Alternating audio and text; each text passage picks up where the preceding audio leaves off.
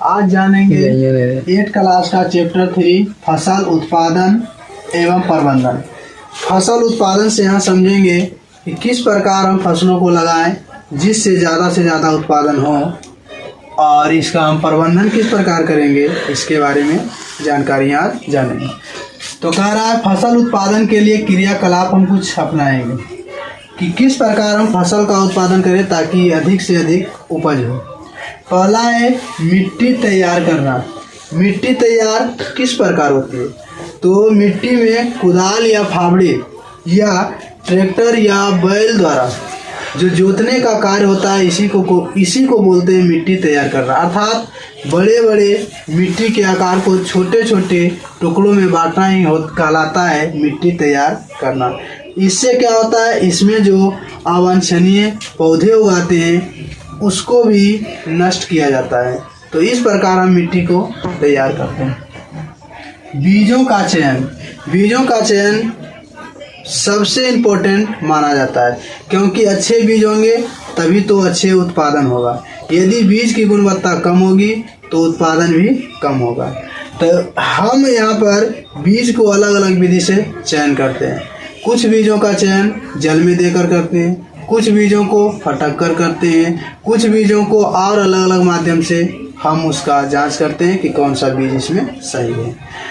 सामान्यतः हम जितना भी रहता है हाइब्रिड बीज का ही उपयोग करते हैं। जितना भी धान हो, गेहूँ हो या मक्का हो, किसी भी बीज हो उसका हम हाइब्रिड का ही उपयोग करते हैं। तो यहाँ से हो गया बीजों का चयन अलग अलग विधि से करना। बुआई में हम जानेंगे 2 प्रकार के होता है। बुआई 2 प्रकार के, एक में जानेंगे नर्सरी तैयार करना, एक बुआई से सिर्फ पौधा तैयार करना। नर्सरी वैसे पौधों में किए जाते हैं जिस प्रकार जैसे धान, प्याज और सभी सब्जियां, ये सभी के नर्सरी तैयार होते हैं। एक ही स्थान पर बिछड़ा को छींट दिया जाता है। कुछ दिन के बाद जब बिछड़ा तैयार हो जाता है तो उसको कबाड़ कर और बड़े बड़े खेतों में उसको लगा दिए जाते हैं। इस प्रकार ये हो गया नर्सरी तैयार करना। एक होता है जो डायरेक्ट हम खेत में छिड़क देते हैं, जैसे हो गया गेहूँ, मक्का, इन सबों को डायरेक्ट खेत में छिड़क दिया जाता है। तो बीजों का जो छींटने की प्रक्रिया है वो 2 प्रकार की होती है। मोरी जो बनता है वही कहलाता है नर्सरी। तो ये होता है मतलब कि सब्जियों में भी और कुछ फसलों में भी, और ज़्यादातर जितने भी पेड़ पौधा होता है उन सबों में नर्सरी तैयार किया जाता है। अब जानेंगे सिंचाई। सिंचाई क्या है? तो फसलों को कुछ अंतराल के बाद नमी कम ना हो इसके लिए उसमें पानी डालना होता है। यानी पौधों को जीवित रहने के लिए जो पानी दिया जाता है वही सिंचाई कहलाता है। तो सिंचाई के लिए भी अलग अलग माध्यम होते हैं। पुराने समय में कुआं, नहर, तालाब आदि में अलग अलग विधि से डेका, पैन, अलग अलग माध्यम से उसको पहुंचाया जाता था उनके खेतों में। वर्तमान समय में सबसे अधिक जो सिंचाई के साधन अपनाए जा रहे हैं वो नलकूप है। उसमें पाइप लगाकर दूर दूर दराज खेतों में हम ले जाते हैं। दूसरा है जो पानी की बचत करता है, उसका नाम है ड्रिप तंत्र। ड्रिप तंत्र वैसे क्षेत्रों में उपयोग किए जाते हैं जहां पर फसलों का उत्पादन एक निश्चित सीमा में होती है और इसमें पेड़ों के बीच समान दूरी होता है।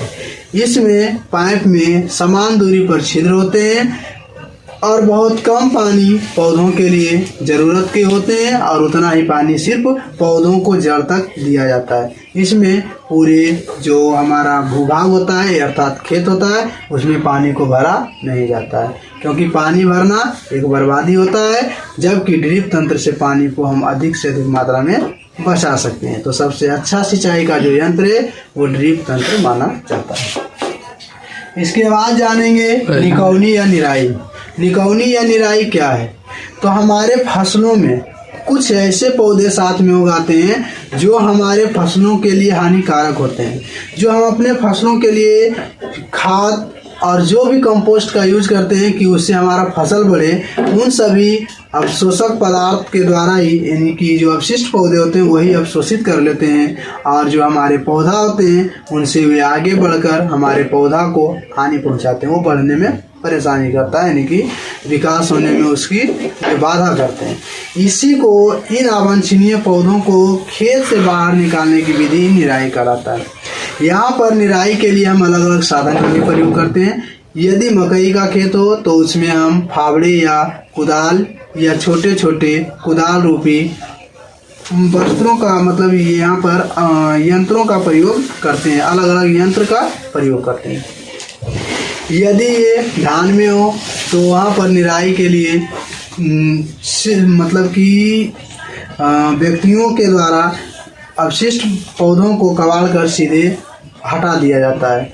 तो अलग अलग पौधों में और अलग अलग माध्यम से हम इनका निराई करते हैं।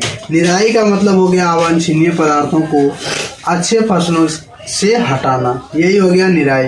वर्तमान समय में निराई के अलग अलग साधन भी अपनाए जा रहे हैं, जैसे छिड़काव के द्वारा भी हम अवांछनीय पौधों को नष्ट कर देते हैं और जो हमारे लिए जो लाभदायक पौधे होते हैं उनकी उन्नति और उनका विकास होता है और अधिक से अधिक उत्पादन भी होता है। तो ये हो गया निराई। अब है कटाई। निराई के बाद कुछ दिनों के बाद पौधे लगभग तैयार हो जाते हैं, इनमें फली लग जाता है, तो उनकी हम कटाई के लिए तैयारी होते हैं। कुछ गांव और कस्बों में कटाई के लिए जो होता है वो हंसिया का प्रयोग किया जाता है, और जहाँ बड़े बड़े क्षेत्र और विकसित क्षेत्र होते हैं वहाँ पर गेहूं की या धान की कटाई के लिए हार्वेस्टिंग किया जाता है।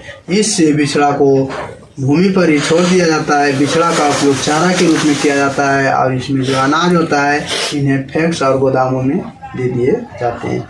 कुछ किसान इनका उपयोग के लिए भी रखते हैं। गहाई, उसाई एवं सफाई। जब फसलों की कटाई हो जाती है तो यदि गेहूं का हो तो उसको हम क्या करते हैं, तो उसका हम उसाई और सफाई करते हैं थ्रेसिंग के द्वारा। थ्रेसर में डालकर और उससे भूसा अलग प्राप्त करते हैं और उसमें जो दाना होता है, अनाज होता है, उसे हम अलग प्राप्त करते हैं। यदि धान हो तो उसका हम गहाई करते हैं, उसके बाद उसका उसाई करते हैं, फिर उसका हम सफाई करते हैं। यानी धान को छोटे छोटे बंडलों में बांधते हैं, धान के पौधों को छोटे छोटे बंडलों में बांटते हैं, उसके बाद उन्हें वाहनों द्वारा समीप में लाते हैं। उसके बाद उसकी वो पिटाई होती है और उससे बीज अलग होते हैं और जो अवशिष्ट पदार्थ होता है जिसको हम चारा के रूप में उपयोग करते हैं उसे अलग करते हैं। फिर उनका जो उसाई होता है, गहाई होता है और सफाई होता है, इसके बाद धान हमें प्राप्त होता है। इन दानों के समुचित उपयोग को हम अपने घरों में रखते हैं और जो उससे अधिक होता है उन्हें हम फैक्स आदि गोदामों में दे देते हैं या व्यापारियों के हाथों बेच देते हैं। तो ये हो गया सफाई। अब भंडारण क्या है? भंडारण कहलाता है बीज या अनाज जब अच्छी प्रकार से अधिक मात्रा में हो गया तो इनका भंडारण करना बहुत ही निश्चित होता है। यदि इनका भंडारण ना करें तो चूहे और कीड़े मकोड़े, छोटे छोटे कीट पतंग से उनकी हानि होगी। इनसे हानि ना हो इसके लिए हम लोहा या मिट्टी के जो कोठियाँ होती है उसका उपयोग करते हैं, और इससे भी अधिक हो जाए तो हम बोरा में भी इसका उपयोग करते हैं रखकर, और इससे भी ज़्यादा हो जाए तो हम इन्हें व्यापारी या फैक्स गोदामों में भेज देते हैं। दिल्ली में भारत का सबसे बड़ा फैक्स गोदाम है, तो वहाँ पर हम भेज देते हैं और वहाँ पर एक्सचेंज होकर वो अलग अलग माध्यम में उपयोग होता है। तो इस प्रकार हम फसलों का भंडारण भी करते हैं। यहाँ जानेंगे मिट्टी तैयार करना। फसल उगाने के लिए मिट्टी की तैयारी महत्वपूर्ण कार्य है। बीजों का चयन। अच्छी उपज के लिए गुणवत्ता एवं स्वस्थ बीजों का चयन महत्वपूर्ण कार्य है। बुआई। मिट्टी में बीजों को जलाना बुआई कहलाता है। मिट्टी में बीजों को डालना बुआई कहलाता है। खाद एवं उर्वरक मिलाना। खाद कार्बनिक पदार्थ का मिश्रण है। खाद और उर्वरक में अंतर। खाद वे होते हैं जो मिट्टी के लिए लाभदायक होते हैं, पौधों के लिए बहुत कम लाभदायक होता है, वह कहलाता है खाद। जबकि उर्वरक वे होते हैं जो फसल के लिए लाभदायक होते हैं, मिट्टी के लिए किसी भी प्रकार के लाभदायक नहीं होते हैं, उन्हें हम उर्वरक कहते हैं। खाद को हम गांव के समीप तैयार कर सकते हैं। उर्वरक का जो हम तैयार करते हैं या जो उर्वरक तैयार होता है वह कल कारखानों में होता है। DAP, NPK, यूरिया ये सभी उर्वरक कहलाता है। खाद जो होता है उसमें जानवर के मलमूत्र ये सभी आते हैं। जैविक खाद के लाभ। जैविक खाद से मिट्टी की जल सोखने की क्षमता में वृद्धि होती है। इसमें मिट्टी भुरभुरी एवं सारांद्र हो जाती है, जिसके कारण गैस विनिमय सरलता से होता है। इससे मित्र जीवाणुओं की संख्या में वृद्धि होती है, जो हमारे मिट्टी के लिए लाभदायक होते हैं। इससे मिट्टी का गठन सुधार होता है। सिंचाई, पौधों को जीवित रहने के लिए जल की जरूरत होती है। सिंचाई के स्रोत कुआं, नदी, नहर, तालाब, झील इत्यादि सिंचाई के प्रमुख स्रोत हैं। सिंचाई की विधियां मोट यानी घेरनी, चेन पंप, ढेकली, रहट, ये सभी यंत्रों का हम उपयोग करते हैं। आधुनिक तकनीक से छिड़काव तंत्र, इस विधि का उपयोग असमतल भूमि के लिए किया जाता है, वैसे भूमि जो असमतल हो। ड्रिप तंत्र, इस विधि में जल बूंद बूंद करके पौधों की जड़ों में गिरता है। निकौनी, फसलों निकौनी क्या हो गया, अपशिष्ट पदार्थों को बाहर निकालना ही निकौनी कहलाता है। फसल की कटाई, फसल के पकने के बाद उसे काटने की विधि को ही कटाई कहते हैं।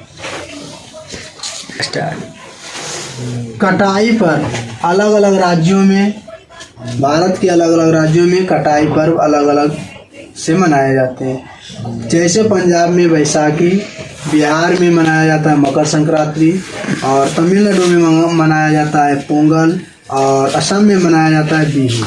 ये सभी वैसे क्षेत्र हैं जहाँ पर फसल की उपलब्धता के कारण हम वहाँ पर फसल पर्व मनाते हैं। तो ये हो गया कटाई पर्व या फसल पर्व। अब है गहाई, उसाई एवं सफाई। अनाज को भूसों से अलग और साफ करने की प्रक्रिया गहाई, उसाई, सफाई के अंतर्गत आती है। भंडारण, फसल की कटाई के बाद प्राप्त अनाज का भंडारण अत्यंत जरूरी है। खेतों में उगाए जाने वाले उपयोगी पौधे फसल कहलाते हैं। रोटी, कपड़ा और मकान हमारे जीवन की मूलभूत आवश्यकताएं होती हैं। वर्षा ऋतु में उपजाई जाने वाली फसलें खरीफ, शीत ऋतु में उपजाई जाने वाली फसलें रबी, और ग्रीष्म ऋतु में उपजाई जाने वाली फसलें जायदा फसल कहलाती है। इस प्रकार हम जानेंगे कुछ खरीफ फसल के उदाहरण। तो इसमें आ जाएगा धान, गन्ना, मकई आदि कुछ मकई आते हैं इसमें। अब जानेंगे रबी फसल के कुछ उदाहरण। तो रबी फसल में आ जाएगा दलहन, तिलहन सभी, चना, मसूर, बूट, सरसों, ये सभी दलहन, तिलहन, साथ में गेहूं, ये सभी हो गए रबी फसल। अब जानेंगे हम जायदा फसल। जायदा फसल में आ जाएगी सब्जियां यानी सब्जी, खीरा, ककड़ी, लालमी, तरबूज और खरबूज। ढेर सारा फसल जो होता है वो जायदा फसल में आता है।